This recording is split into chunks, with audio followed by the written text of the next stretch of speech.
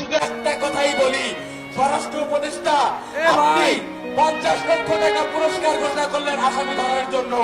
আমি রাজশাহী বিশ্ববিদ্যালয় কেন্দ্রীয় ছাত্র সংসদ রাজসুর সাধারণ সম্পাদক হিসেবে ঘোষণা দিচ্ছি, এই স্বরাষ্ট্র উপদেষ্টাকে যে পদত্যাগ করাতে পারবে তাকে 1 কোটি টাকা পুরস্কার দেওয়া হবে।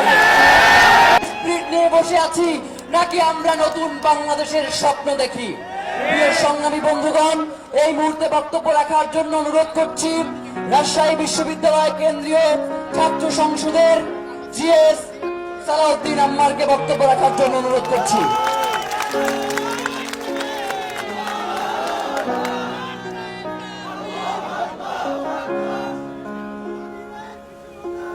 আসসালামু আলাইকুম ওয়া রাহমাতুল্লাহ।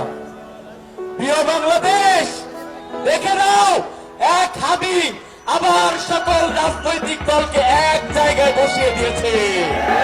প্রিয় বাংলাদেশ, দেখে নাও, এখন আর কেউ অনলাইনে একজন আরেকজনকে কাদা ছড়াছড়ি করতেছে না, আর কেউ কাউকে টকশোতে গালিগালাজ করতেছে না।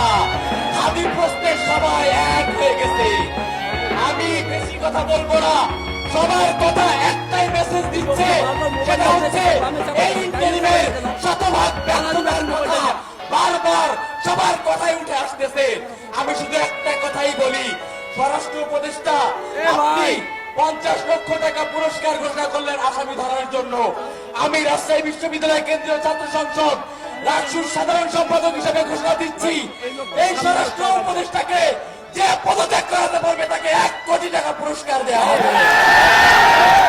এবং সাথে সাথে আজকে এখানে যারা এসেছেন, দল মত মতাদর্শ নির্বিশেষে ভারতীয় আধিপত্যবাদ এবং আওয়ামী ফ্যাসিবাদের প্রশ্নে সবাইকে এক হয়ে এক ছাতার নিচে কাজ করার আহ্বান জানিয়ে আমি আমার বক্তব্য শেষ করছি। ইনকিলাব, ইনকিলাব।